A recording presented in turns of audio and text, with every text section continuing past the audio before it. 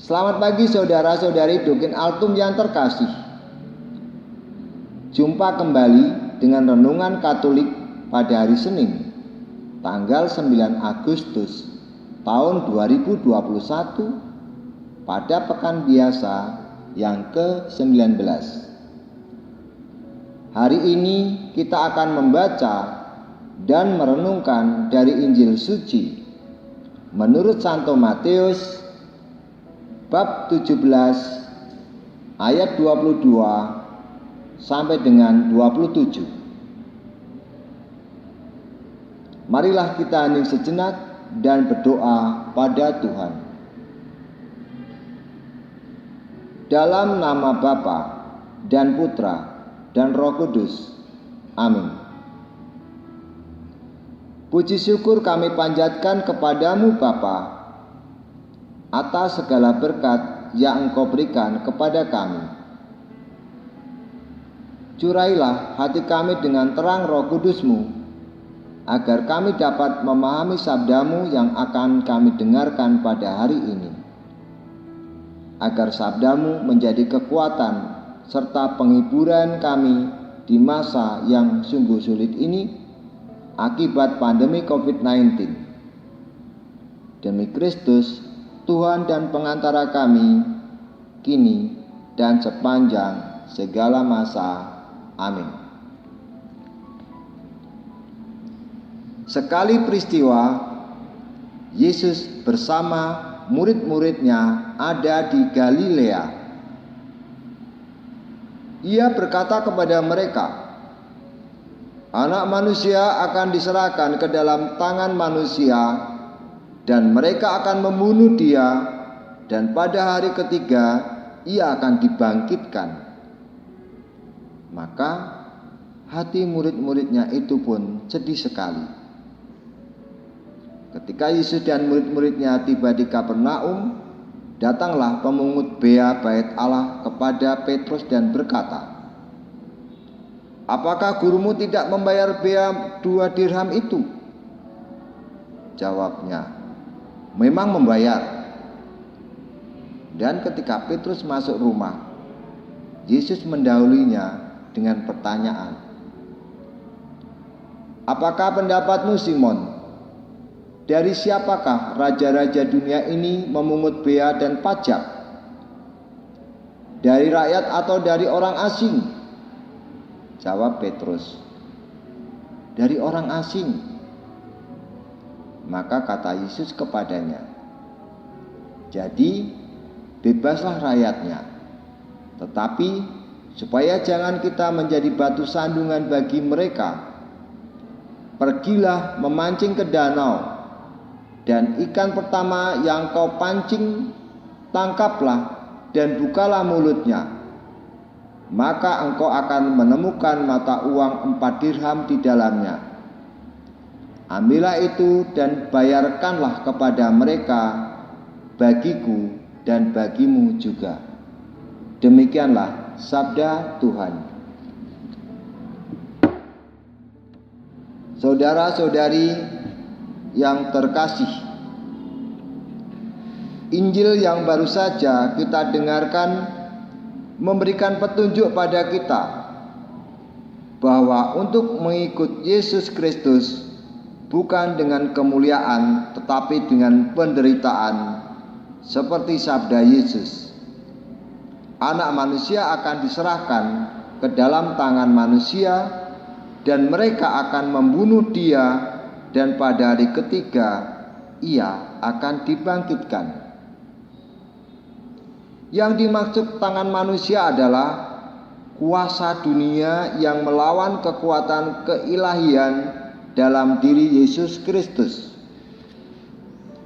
Lalu yang kedua, Yesus mengajarkan tentang kewajiban kita di dunia ini. Kewajiban kita sebagai warga negara antara lain adalah membayar pajak, dan dalam kaitannya membayar pajak pada negara, Yesus menegaskan dengan berkata, Hendaklah jangan menjadi batu sandungan. Nasihat Yesus ini dapat membantu kita umat Kristiani di setiap status hidup sosialnya untuk menjadi contoh dalam menjalankan kewajiban kita sebagai warga negara untuk membayar pajak. Kita menuntut pemerintah mempertanggungjawabkan uang rakyat tersebut dengan pembangunan yang berkeadilan sosial, merata, dan sejahtera. Tetapi sebagai umat Kristiani, kita juga dituntut dan ditantang untuk secara jujur dan bertanggung jawab dalam membayar pajak pada negara. Janganlah kita menjadi batu sandungan dengan cara tidak menjadi saksi kejujuran, ketidakadilan, dan kebenaran di tengah-tengah masyarakat dengan menghalalkan segala cara untuk mendapatkan uang dengan cara berlaku tidak jujur, misalnya saja dengan cara korupsi. Hendaknya kita harus 100% Katolik dan 100% warga negara Indonesia yang diungkapkan dengan cara taat membayar pajak.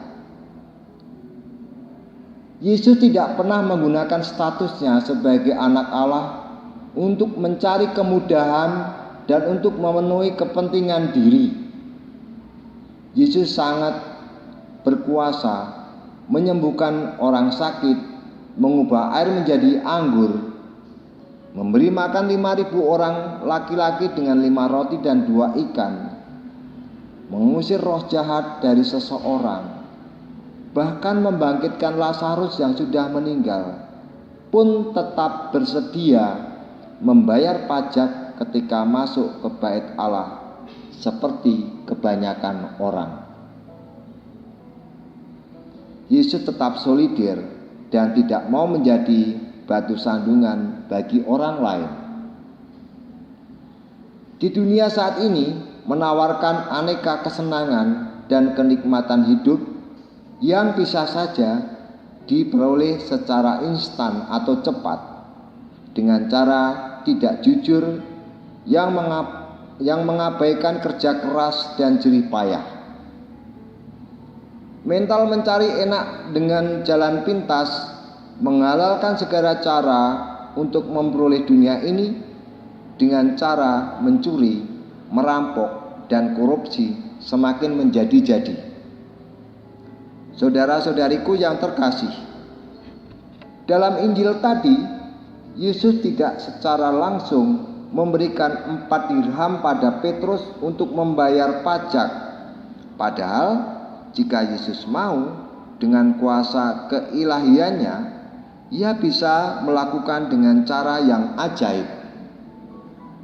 Tetapi Yesus tetap menghargai nilai usaha dan proses secara manusiawi dan jerih payah untuk mendapatkan 4 dirham dengan cara menyuruh Petrus pergi memancing di danau, dan Yesus menyempurnakan dengan berkat yang tak terduga, yaitu 4 dirham di dalam mulut ikan.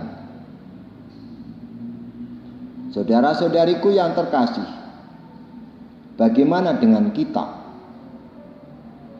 Apakah dalam hidup ini kita menghargai proses usaha yang keras dari pekerjaan harian kita?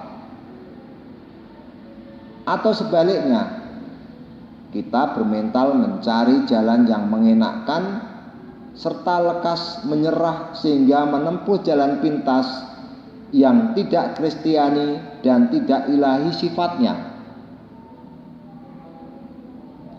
Marilah kita hidup seturut nasihat Injil dalam hidup ini, sehingga kita memperoleh kegembiraan sejati dengan hidup jujur dan setia pada Yesus. Marilah berdoa. Tuhan, berikanlah kami kekuatan agar mampu menanggung penderitaan dalam mengikuti Engkau. Berilah kami rahmat agar mampu bekerja keras dan mengabaikan keinginan untuk memperoleh sesuatu dengan jalan pintas. Demi Kristus, Tuhan dan pengantara kami, kini dan sepanjang segala masa. Amin.